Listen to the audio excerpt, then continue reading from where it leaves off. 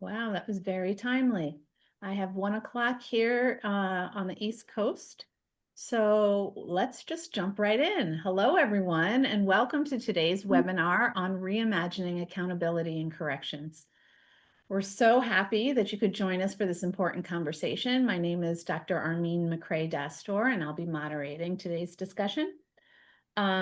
Today, we're here to explore what accountability could look like if it actually worked for everyone: staff, incarcerated population, communities.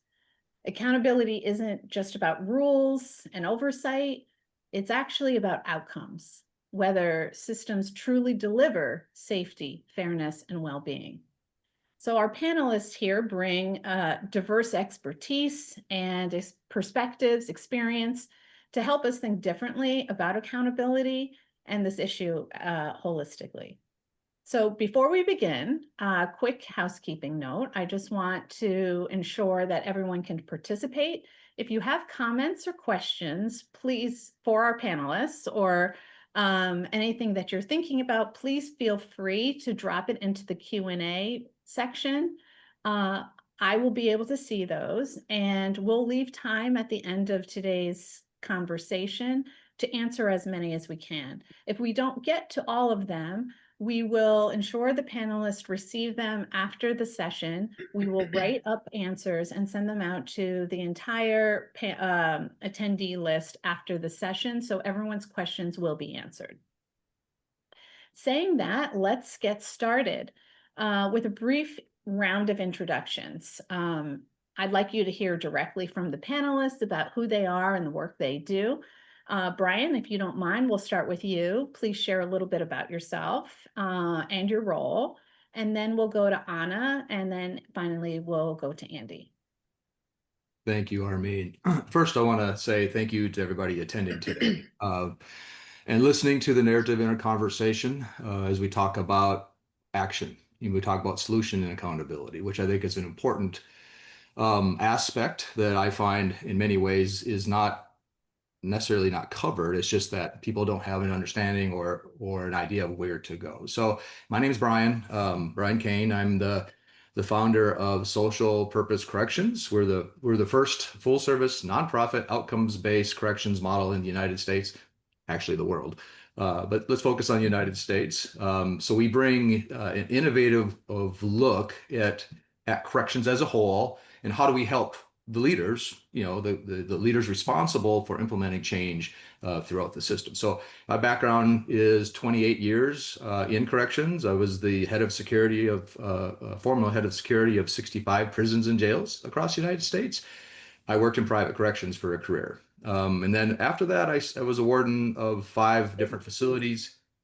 Probably one of the most diverse experience wardens in the country, because I ran edge of BOP's facilities, U.S. Marshal detention, immigration detention, 6 states, 2 jails, men, women, minimum custody. So I have a pretty good understanding, 16 different government agencies that I've worked with throughout my career. And so, I wanted to help. And so we formed this nonprofit, and that's Brian. Thanks, Brian. Hi, everyone. I'm Ana Zamora. I'm the founder and CEO of the Just Trust. We are a national philanthropic organization that exists to accelerate durable criminal justice reform across the United States. We bring together diverse donors and deploy resources to the smartest, most bipartisan efforts across the country. My background before philanthropy is unlike Brian, I have never worked in a correctional facility. I'm one of those people that have been working on the front lines of criminal justice reform as an advocate for my entire career, starting when I was a little girl, watching my older brother cycle in and out of jail and prison. So this work is very personal to me, and I'm very passionate about it. And I'm just very, very happy to be having this conversation with Brian and Andy today. I think it's an important one. And what drives me in this work is my belief that we are stronger, safer, and more prosperous as a nation if our justice system is an intentional intervention that orients those moving through it and those impacted by it towards productivity, stability, and well-being. And I think this is going to be a really exciting conversation today. So thank you for inviting me to join. And Andy, I'll pass it to you. Thanks, Ana. And thanks to Social Purpose Corrections for allowing us to have this time together. Andy Potter, I'm the executive director and the founder of One Voice United. I spent nearly 3 decades as a corrections officer working in the system in Michigan. I worked in medium security prisons and I worked in maximum security detention segregation. So I have a pretty well-rounded idea of how the system works as an officer and from an officer's perspective. And I was also the executive director for Michigan Corrections Organization for many years. That's the union that represents all the correctional officers. So I have a pretty diverse understanding of how the system affects them and how many different ways it affects them. And what drives me in the work that I founded One Voice United behind is allowing those voices to be heard on a national stage when we're debating these kinds of issues, and so that they can feel as though their voices are looked at as a equal stakeholder in a system that's this big that we're trying to change. And for me, it's also because I believe those voices have been a blind spot for a lot of reform efforts. And instead of considering them to be a resource, they're just being considered to be a roadblock. Wow, powerful. Thank you. All right, so let's jump into really talking about accountability. When you hear the phrase reimagining accountability and corrections, what does that mean to you and why does it matter right now? Brian, let's start with you and stay with the same flow. Anna, we'll go to you next, and then Andy. Thanks, Armin. To be honest, I had a bunch of notes that I prepared for this, but I'm just going to talk for the heart for a moment, if I could. I served in the Marine Corps. I was discharged back in Minnesota, my home state. Went to college and studied criminal justice, and didn't really know what I was going to do with that education, with that background. Well, there was an independent city-owned private prison in Appleton, Minnesota that was just opening. So I thought that was intriguing. There was a corrections class in college. We really didn't really understand what prisons was except for Shawshank Redemption and, the Green Mile and, what we are taught corrections is to be. And so they hired me as a sergeant because of my Marine Corps experience. It was a startup facility. And, we went through the academy, a correctional officer academy, taught by formerly government corrections people that came into this facility to be the warden and the chief of security and the leaders. And the analogy I like to use, and this is maybe showing my age a little bit, but, they served us the Kool-Aid of corrections in the United States. And we drank that Kool-Aid. And that Kool-Aid is, this is how you do corrections. It's the enemy is, and that's a strong word, and I hesitate using it, but it's the truth. The enemy is the population. It's the incarcerated people. It's our job to protect society and to make sure the enemy, the incarcerated people, the felons, that they behave while they're inside, and that they don't cause too much disruption. And that was the general Kool-Aid that was taught to us. Well, I bought into that. Everyone there bought into that. In fact, you weren't encouraged not to buy into it, because if you didn't buy into it, you didn't have a career. And it was very structured. It was very military. They had captains, lieutenants, sergeants. I was a Marine. I tracked to it. And I turned out I was really good at replicating the Kool-Aid. And I promoted quickly to the head of security over 65 facilities. So all the tactical teams, all the security procedures, all the emergency plans, all that stuff. Until I took the first of 5 warden jobs. And it was really, I think, the second warden job where, it was a complicated place. It had 4 contracts in it. So, 4 jurisdictions, none of them could mix. It was over capacity by 700 beds. We had California Southerners in there, which are some of the most violent in the country. It's a hard place. And I came in as the warden having to fix it, in essence. And I quickly learned that this whole Kool-Aid thing isn't working. I mean, if we're going to change the culture of that facility to impact people and to change, we have to look at this a little bit different way. And I really started to question my training. I started to question what was required me, what I be promoted, to be quite frank with you, because I knew in this facility, as an example, it wouldn't work. And as a warden, I've talked to thousands of incarcerated people. I've talked to thousands of staff who are good people who want to make a difference in people's lives. And that structure in how we do corrections was really prohibitive in allowing that to happen. And I think that's where I started to wake up. Accountability, the population, the incarcerated people are not, this is a Marine term, and I'm probably not the best one to use, but they're not the enemy. If we have an enemy in corrections, it's recidivism. I mean, because what is incarceration? It's the felon. People are accountable for their crimes, but it's homelessness, it's poverty, it's inequality, it's mental health hospitals, it's the melting pot of society's challenges. And the reality is the current way of operating it just wasn't effective. And I became more and more frustrated, which born this nonprofit model that I founded today. So when we talk about accountability, it's accountability for helping human beings be better. The staff has to come first, but the impact with the residents and on recidivism. So that's my definition of accountability. Wow. Brian and Andy, I just have to say before I say what I think of as reimagining accountability, I just have to say how powerful it is and how courageous it is for both of you, given your extensive careers and extensive expertise, to be doing the work that you do. And Brian, what you just shared is tremendously powerful and transformative. So just thank you both for everything you do. When I think about reimagining accountability in corrections, I think about making it reciprocal, not one-sided. I think for far too long, accountability in corrections has been defined as something imposed on incarcerated people through control and punishment. And then there's the flip side, which is the criminal justice reform field. The work that I do, the place where I come from, has focused almost exclusively on holding corrections and law enforcement accountable for misconduct and abuses of power.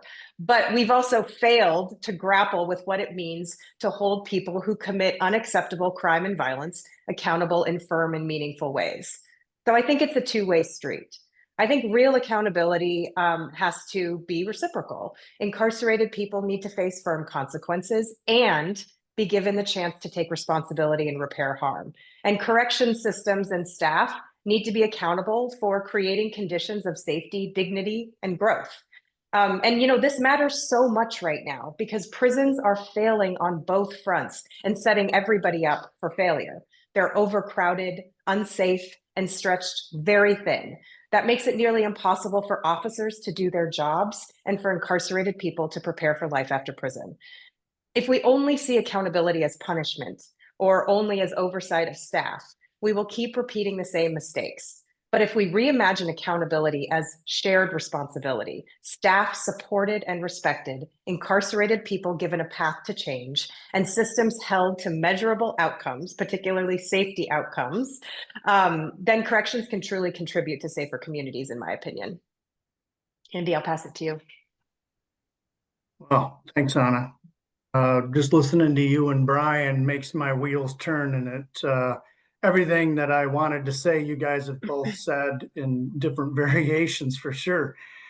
When I think of the system, though, and I think about accountability, what bothers me the most is the system itself is never held accountable, and the way the system treats everyone who works and lives inside of those institutions. It's never held accountable.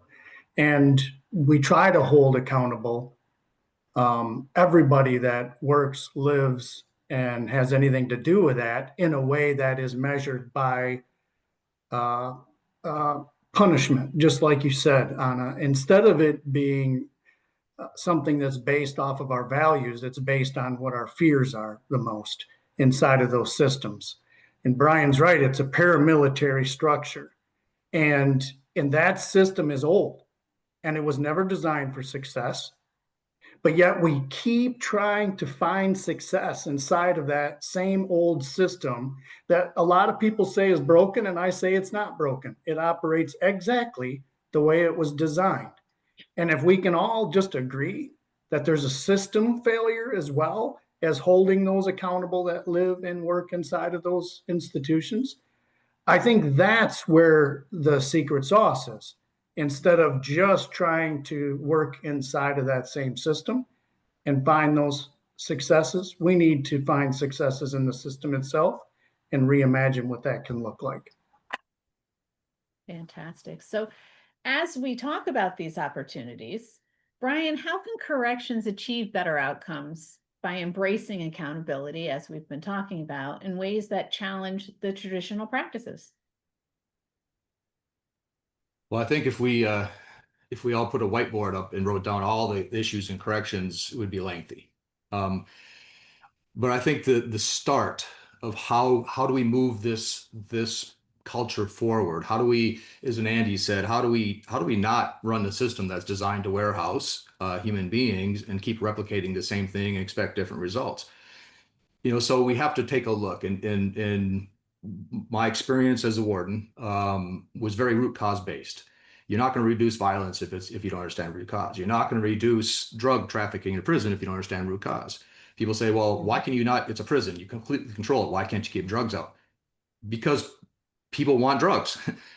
They sit around the day room all the time and they really have a lot to do and they find ways to bring it in. The root cause is the idle time. The root cause is lack of opportunities for programming. That's the root cause when we talk about how do we find or how do we fix the problem. Now it's hard to say, well, we don't know how to fix that. And that's part of the narrative and part of that conversation because there are ways to address that versus just a better medical detector up front versus scanning the mail as it's coming in versus drones dropping drugs in a rec yard. All that has to be addressed, but those are symptoms. They're not the root cause. And so how do we get to that root cause is important. And I think the one area, and Andy and I talk on this topic quite often, and I don't want to get too far into it, but we have to bring wellness to the staff. There's a direct correlation between recidivism and staff. If we don't have the security staff in a prison, the number one mission is public safety. Number two is institutional safety and security. And then number three is the programming and the help stuff. But if we don't meet number one and two, if we don't have security for number one and two, number three just won't happen. And in this day and age, with very few exceptions, one and two is a challenge. And they're pulling people back in order to cover these security posts because they don't have enough. They have massive amounts of vacancies. And then number three isn't a priority. There's lockdowns and everything associated to it. So I'll talk later about strategies to address that because I just don't want to talk about the problem. I want to educate people, at least in my opinion, on how do we address that. But we have to start with the staff and the officers. We will not see change if we don't. I totally agree. And if I could jump into, I think I totally agree that addressing staff shortages and challenges is critically important to this equation. And it's a thing that the criminal justice reform space often doesn't talk about. And I think that's a big mistake that I hope we correct in this next generation of work ahead of us. And I think, when we're talking about staff retention and recruitment, safety is a big issue. And I think, I would be remiss as a criminal justice reformer if I didn't talk about overcrowding. And, we talk about overcrowding all the time, but we don't talk about it in connection to staffing at the prisons. And, we all know that our prisons in this country are massively overcrowded. And that certainly doesn't have to be an inevitability. There are smart bipartisan policy solutions that can safely reduce our prison populations today. And we know that the public, the broad center of American politics, supports these changes. We're talking about things like second look policies, prosecutor-initiated resentencing, just general sentencing reforms. I could go on and on and on, and I won't. And these are solutions, like I said, that are supported by the public, that make sense. The fact that our prisons are becoming the most expensive and expansive nursing homes in the world, these are problems that we can fix. I'm sorry, correctional officers should not be nurses at nursing homes. That's just ridiculous. And so we can address overcrowding through smart policy solutions in this country. And the last thing I'll say on this point is these solutions are not necessarily supported by everybody, mainly the fringes of the far extremes on the right and the left of our American politics. But we cannot let the loudest voices on these extremes dictate our future. Accountability means meeting people where they are and building consensus for these common sense solutions that really can address overcrowding. And the ripple effects will be increasing safety, increasing staffing, and increasing opportunities for our prisons to truly be places of rehabilitation and personal transformation. Yeah, you're absolutely right. Now I know, Brian, why you had Anna on here with us today. You have such a way of framing this that's exactly on mark. We can't. This is how I've always looked at it. I realize that the criminal justice system is way too big in the United States, and it's way too expensive and way too political for any one entity to think it's going to have all the solutions and to just change it. Right? Staffing is critical. First and foremost, you won't have the programs we want to see. You won't have the success for people going out without those programs. You're not going to have retention figured out unless those folks are brought into this as an equal stakeholder and brought into this in a way that they can help frame what those solutions can look like as well. And so it is smaller. We should want it to be smaller, but we should also want it to be healthier and more humane for those that are left inside of that smaller system. You cannot just reimagine another system without maintaining the current one we have right now. So I agree with everything that you both just have said. And I don't think when we talk about accountability, I don't think we should just hold one person, one commissioner, one director, one warden, or one officer, or a person incarcerated as the single most problem inside of this system. This has to be a holistic approach if we really want to get a different change from the system that we have. So I'll hold there. Anna, from your work with communities, how do people define accountability differently than the traditional correctional system that we've been talking about? And what lessons can the field learn from those perspectives? Yeah, thanks. I love this question. I think communities that have been most impacted by crime, violence are often also communities that have been most impacted by incarceration, right? And I think we can learn a lot from people who have direct experience in the justice system, and we must balance that with the incredible expertise of leaders like Brian and Andy. Both of these perspectives are important. And what I've learned from the various communities I work with, there's not a monolith, to be clear, but how I would sum it up is, accountability is defined through relationships. It's about making amends, it's about repairing harm, it's about facing consequences, and importantly, finding a way to move forward. It's not just about punishment. Families who have been harmed by violence often want answers. They want support. They need support and recognition for the harm. And to feel like there's a real demonstration of responsibility, not simply that someone is locked away for a set number of years. People who've caused harm should be given the opportunity to face what they've done and work towards making it right and making themselves better. Not everyone will choose this, to be clear, but many will if given the opportunity. And correction system, as we've discussed, by contrast, tend to define accountability narrowly as control, discipline, and serving time, right?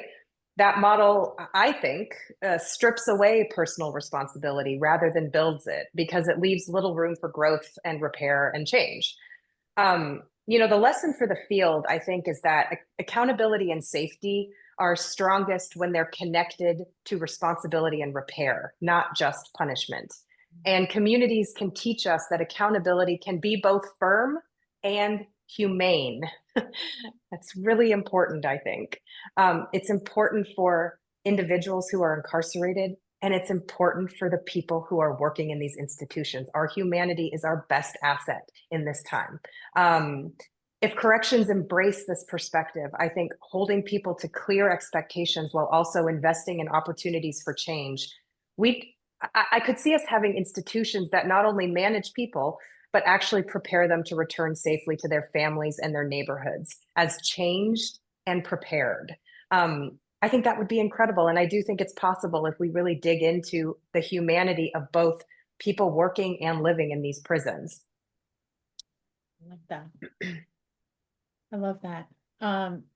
Before we go to the next question, anything Brian or Andy you want to add to that? I just listening to Ana, and Andy, and the diversity of the experiences on this call is critical, because not one of us, is going to be able to move. I talk about an aircraft carrier, and the Department of Corrections is an aircraft carrier, and the Director of Corrections is trying to turn it with a headwind, really hard. Number one, it takes forever to turn. We're all three of us, we're in 21-foot dinghies, and we could just turn. And the beauty of how we can help the directors of corrections, the governors of the states, the sheriffs of the jails, the director of the BOP, is we're nimble and we have ideas and we're innovative, completely understanding the whole mission. But I think the value that this conversation brings is the diversity of the conversation. That's important to bring all stakeholders to the table. Incarcerated persons need to be at the table. Officers need to be at the table. Nurses need to be at the table. Wardens need to be at the table. Legislators, advocate. I mean, and so, it's how do we come together to move this battleship that the government is driving and help them turn it quicker? Because quick equals lives saved, lives impact. Slow equals more of the same. And so how do we help them turn that battleship? Love that. Andy, correctional staff often feel accountability only flows one way onto them. How can we build a culture where staff are also supported and where systems are accountable to them? I mean, we've talked a lot about how the staff should feel like they have a stake in the success. We don't talk much about that part, though, how they should have a stake in the success of how someone goes home. Like, of course, we want to help shape and we want to be helpful when it comes to solutions, because we feel like we have a lot to offer in that. But also, when you're onboarding people and you're bringing people into this career, bringing them in a way that gives them the expectations up front, and what we hold as what's going to be accountable and what isn't, and what we want them to do, and how we train them to meet what we're all talking about right now. It's totally realignment of what we have from right now. The way people are brought in right now, Brian talked about this earlier, is you just don't trust anybody. That's how they start this whole thing out. That's your introduction into something that we want to be much more safe, humane, and in a place where people don't lose their dignity. And if we can start there and bring people in with those expectations and train them to meet that 21st century expectation that we want to see, then you'll start to see people feel like they could be a coach, like they could be someone who mentors, like they can be somebody that can have this humane, civil, decent conversation without being scrutinized. And a lot of times right now, we feel like we're overly scrutinized for things. Now, don't get me wrong. I know one of the guests talked about the guards bringing in drugs. I'll just tell you the one thing that bothers a really good corrections officer the most is a bad corrections officer. And any good corrections officer worth their salt is going to say, get them, they shouldn't be here.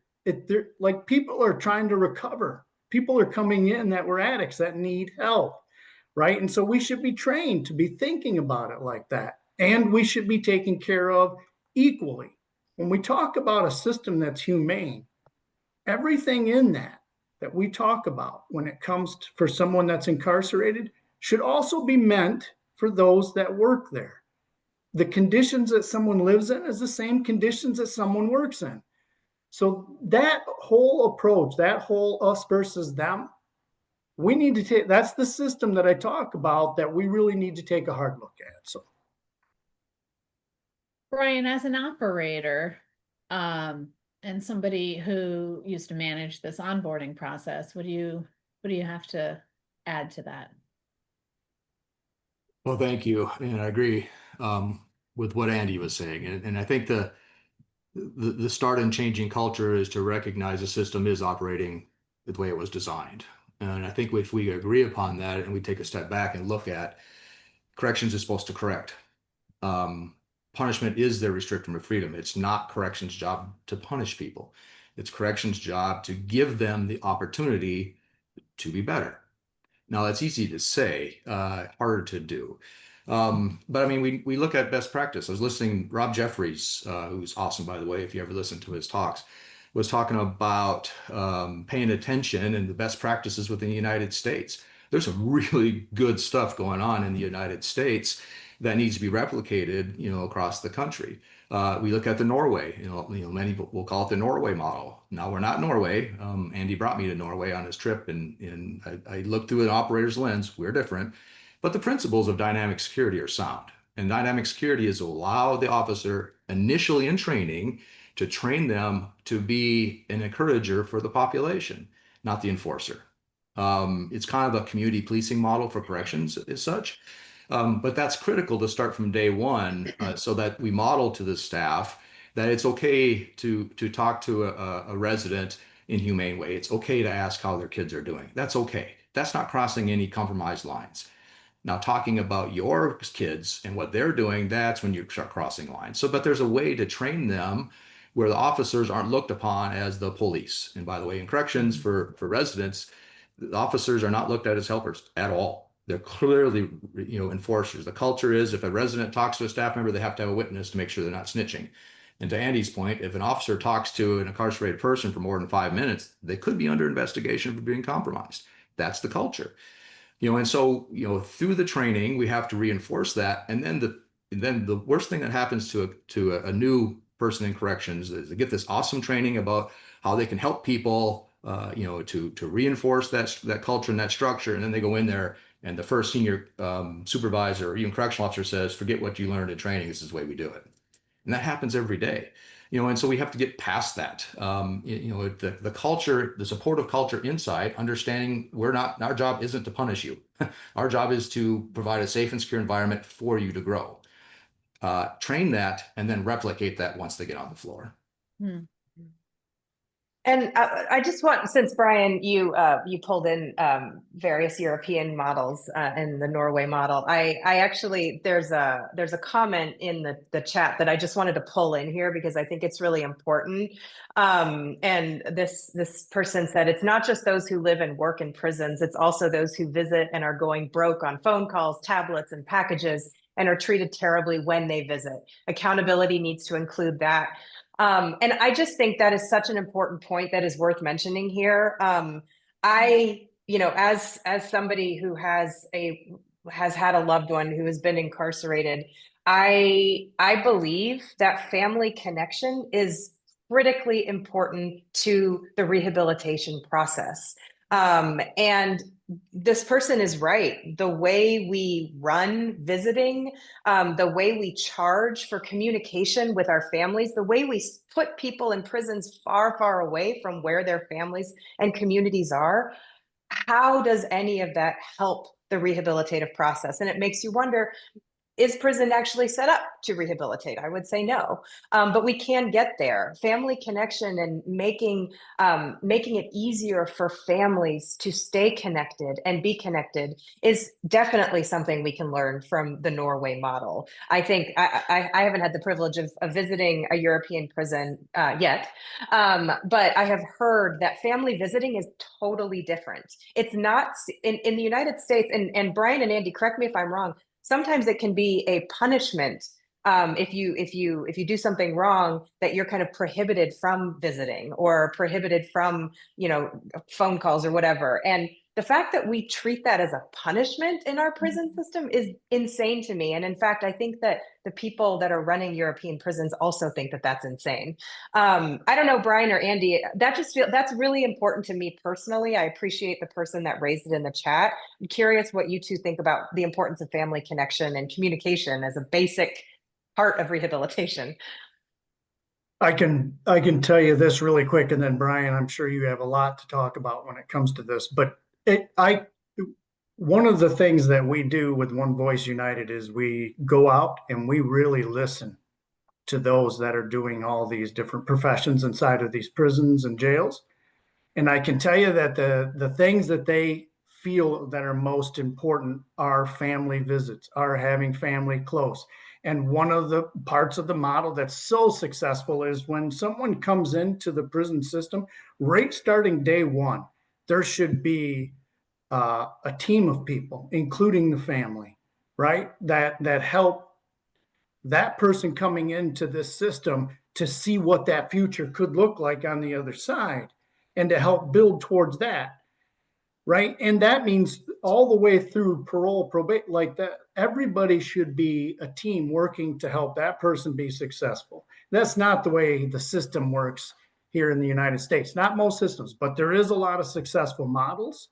I totally believe having phone calls, and that's why having enough staff is so important, because those programs, those visits, all of those things that happen in a day's time, we all want to happen. Rec time, we like correctional staff really want those things to happen. Makes our job safer, makes it easier. And when someone goes up on a visit and they can come back and feel good for the rest of the day, that makes everybody's day go much better. So it is super important, Anna, that you raised this, and I'm glad you did. Yeah, I mean, two thoughts come to mind. Number one, the disciplinary process internally in many systems will take social contact from families and phone calls away from people. And so the cause of the effect is that the institution or the system believes that we will correct behavior and if we take away their family visits. If we take away their ability to call home, that's an incentive, and therefore, we want them to behave better. Therefore, they won't do whatever it is they're doing to cause that to happen. So, and that's the mindset, that's the logic behind it. But the reality is who are you really punishing? You're not prohibiting behavior of the resident itself. You're punishing the child that can't see their father. You're punishing the mother who can't see their son. And it could be the other way around too. A mother who can't see their husband or their child. So, we need to look at holistically. Back earlier when I talked about the whiteboard and all the different issues, this is on there. It's how do we change it? To understand why that happens. Again, if you look at a prison, it's number one is institutional safety and security, or public safety. Don't let people leave until the courts say. Number two is institutional safety and security.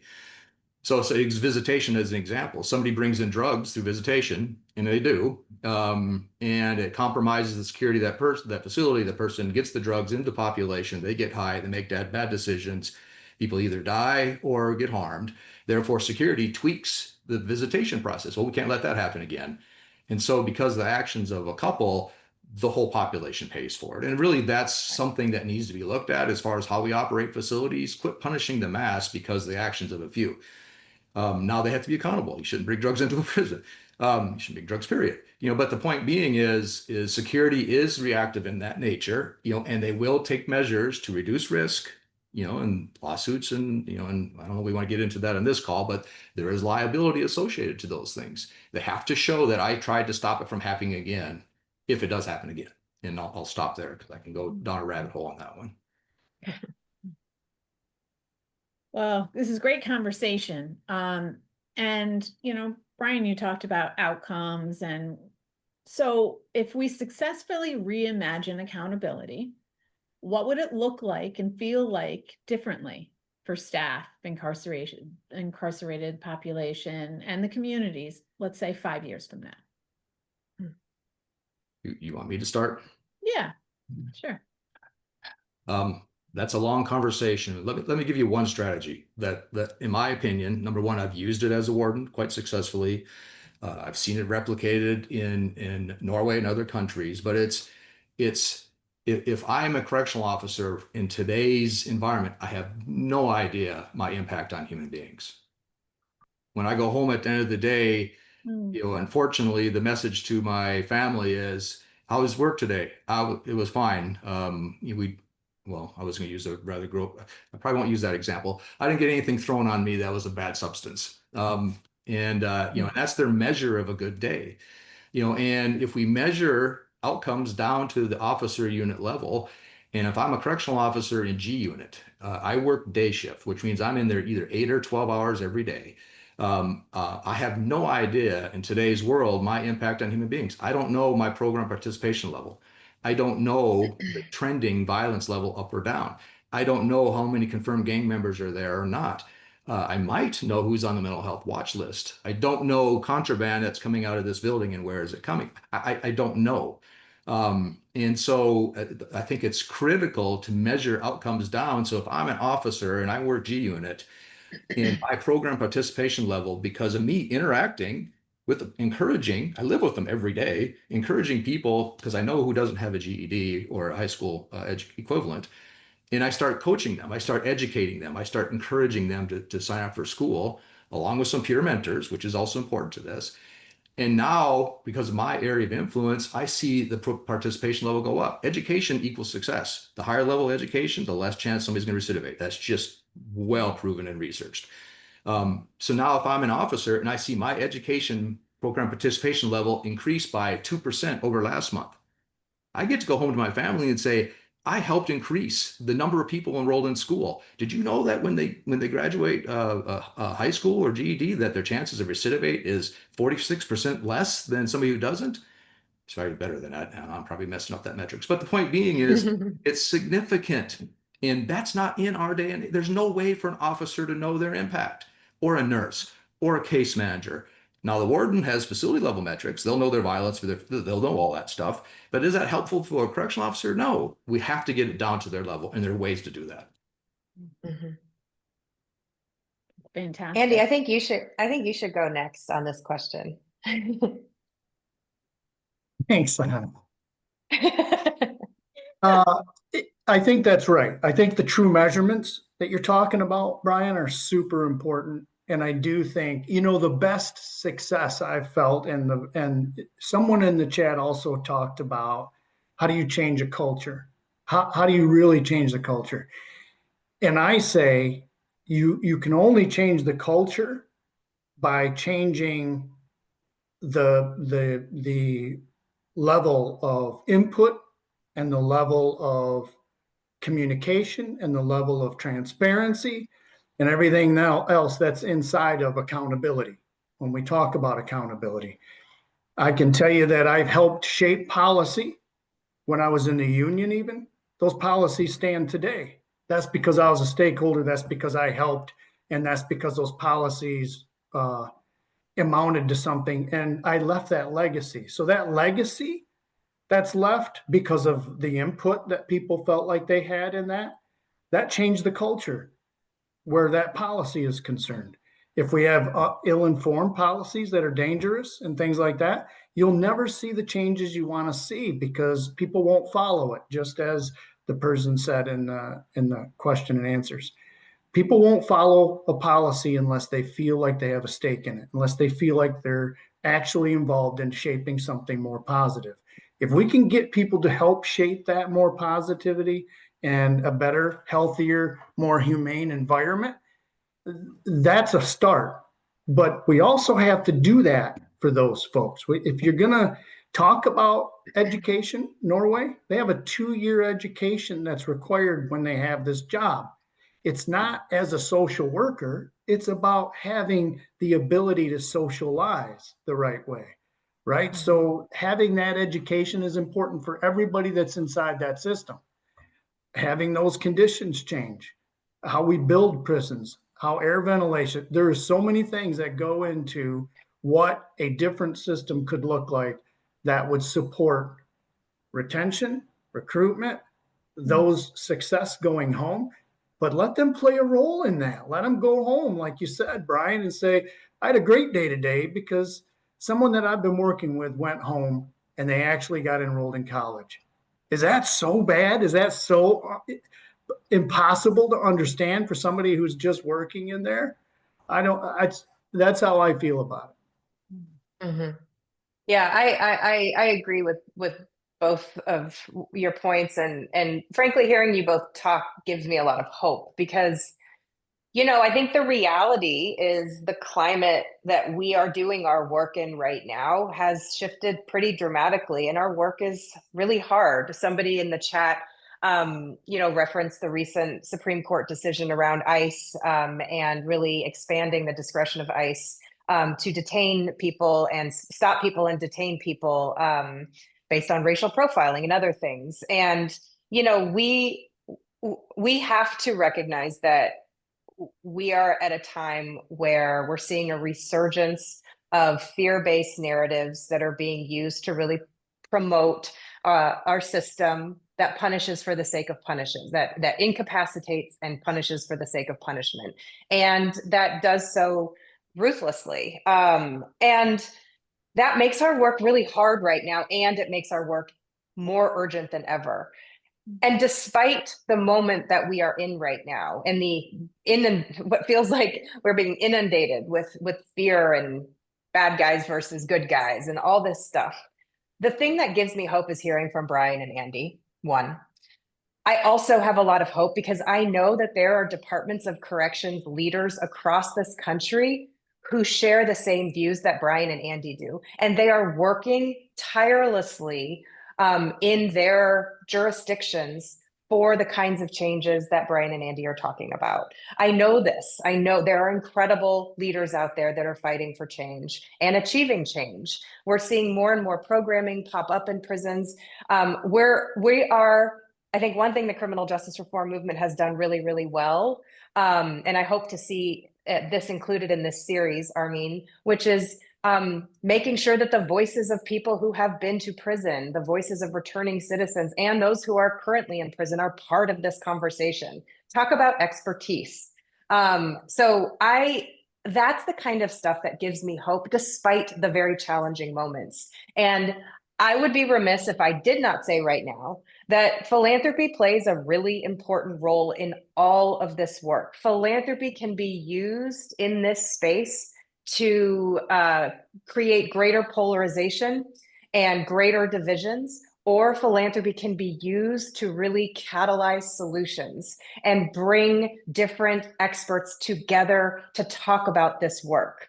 And so for any funders on the call, please reach out to me. That's what the Just Trust does. We want to catalyze greater philanthropy to make investments in leaders like Andy, Brian, and many, many others across the country to really identify, lift up, and invest in these kinds of solutions. Thank you. So thank you, all three of our panelists, for sharing insights. And thank you to everyone. You've been hearing the reference to the Q&As that have been coming in. I do recognize that we're only 10 minutes out from our time today, and I would love to get to at least one of these questions. As a reminder, we will get to all of the questions and comments offline, and then send out a transcript to everyone. So every question will be answered, but we won't have time today for all of the questions. I'm just going to pick a couple, and we'll start with one and see how much time we have. There's one that's that we sort of have touched upon. Everything that you're all saying makes great sense. How do you change the culture in correction systems? My experience was no way corrective. It was pure punishment. So anything that you can share about the actual strategies to change culture? Yeah, I mentioned a little bit of it, right? By including all of these stakeholders. When, we do some work in One Voice United where we bring formerly incarcerated reform leaders together with union leaders. And we really peel back the layers of these systems together to find solutions that really would affect everybody involved much differently than you would think otherwise. But my point in this is that the trauma that has affected those incarcerated and the trauma that has affected those that work in there are almost exactly the same exact traumas. So that is a place you have to start, is the wellness of folks and how we're treated, both those that come to work in there and those that are living in there. Like that humane system and how we get to how I see someone as human and how they see me as human is huge, because right now it's just completely us versus them.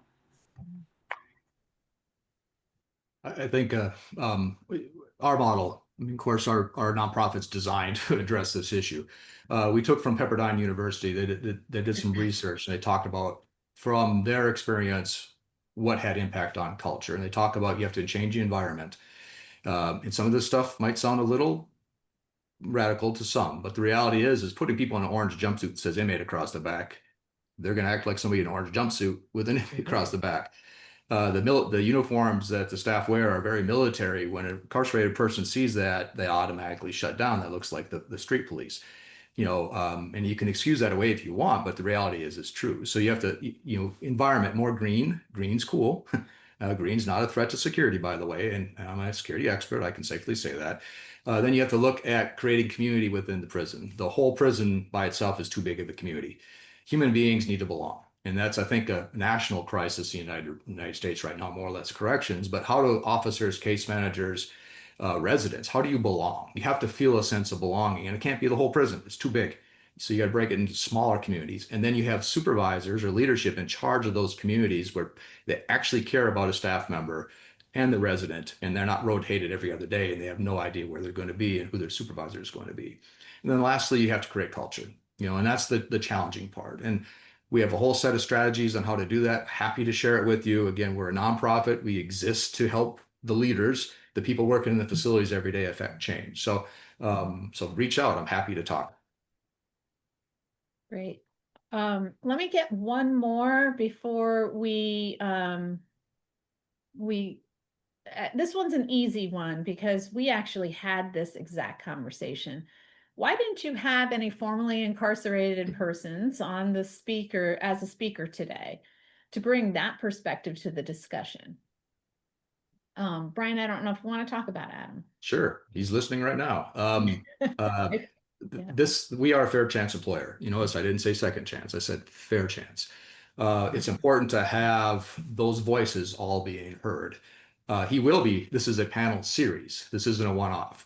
And so you'll be hearing from Adam and others who have that lived experience. But we felt that with the conversation with the panel starting today, let's focus on how we can initially get or talk about the narrative about how to change cultures, and then we're going to grow this series. This isn't a one-off.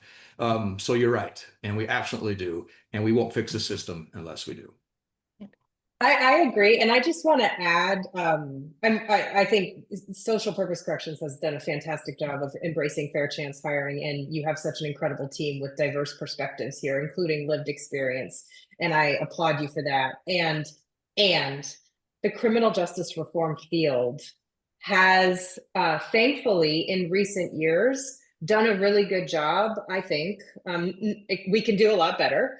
But we have done a far better job of really investing in directly impacted leaders and ensuring that that expertise is at the table when we talk about justice reform. We need to continue doing that and do more of it. But what we have not done well is put equal value or any value, I think, as I might be so bold to say, in the expertise and voices of people who have worked in corrections or worked in law enforcement. And that not criminal justice reformers on the call may not agree with me on that, and that's okay. But I believe that the expertise and perspective and ideas of people like Brandy. I put Brian and Andy in the same. I'm just going to call you two Brandy from now. Right? Brian and Andy. I've been called Brian worse. and Andy. Brian Angelina, or whatever that was. Yeah. Oh, that's funny.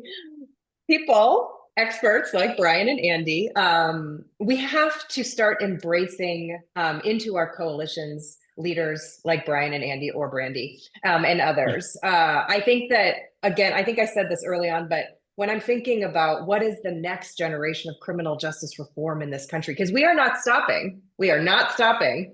But I think in this next generation, we can do a far better job of building an even bigger coalition where we have people who have lived in prisons and worked in prisons sitting at the table talking about this work together. Yeah, I think that's what it's going to take, Anna. The system is too big, too political, too expensive, just too big, as Brian was saying earlier, for any one organization, any one corporation, any one entity to think that they're going to have all of these solutions. It's going to take the voices of all these folks to make those changes. That's right. So we have a great list of questions that we will unfortunately not be able to get to live.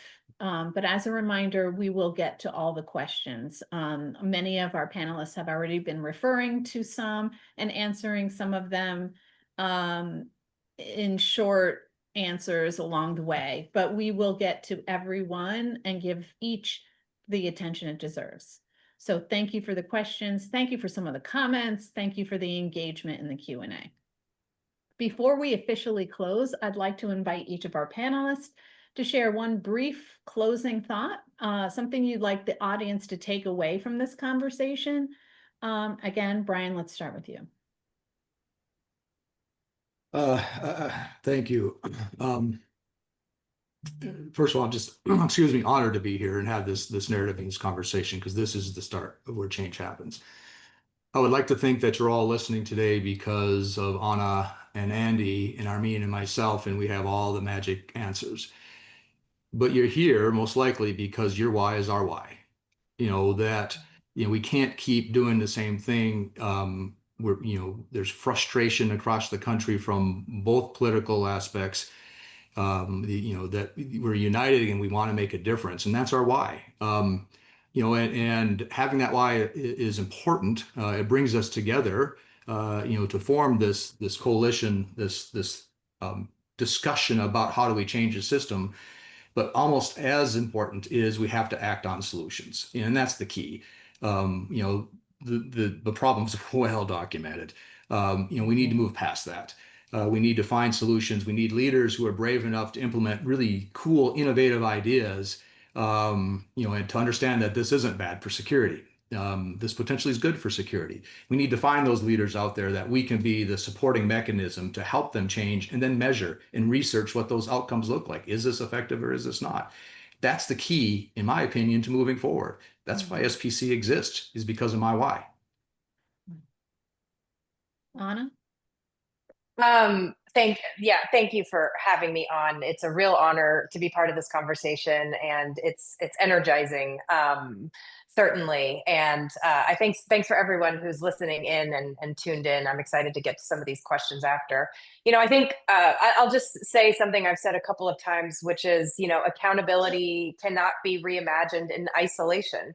This requires us to come together, corrections to come together, people who have been to prison, family members, and, as somebody pointed out in the chat, society, the whole of society. These are not problems that uniquely impact people who work and live in prisons. These are problems with solutions, to Brian's point, that impact the whole of society. And it's our job as the folks working on this stuff to really help the whole of society see what is possible if we truly transform corrections and reimagine accountability. And so I think that's something we have to do a better job of, is really show how this impacts every single person in every single community across this country. Yeah, I would say just take time and listen to all perspectives and cross those lines of differences for just a minute and listen to what that other perspective might be. We could build some really unlikely allies if we just allow ourselves that frame of mind where we're going to listen, and we're not going to allow that to diminish where we are, where we're coming from, or the person that we're listening to. So just take the time to listen and build those unlikely allies. That's what it's going to take. I love that. Right. Thank you for all those closing reflective thoughts and thoughtful. And thank you to our audience for being a part of this important discussion. We hope today's conversation sparks new ideas and collaborations as we work together to reimagine accountability and corrections. I hope you all have a great rest of the day, and we will be in contact shortly with the copy of the recording and the answers to your questions. Thank you again for joining us, and thank you to our panelists. That was a great conversation. I appreciate being a part of it. Take care, everyone. Bye. Thanks, everybody. Bye. Thank you all.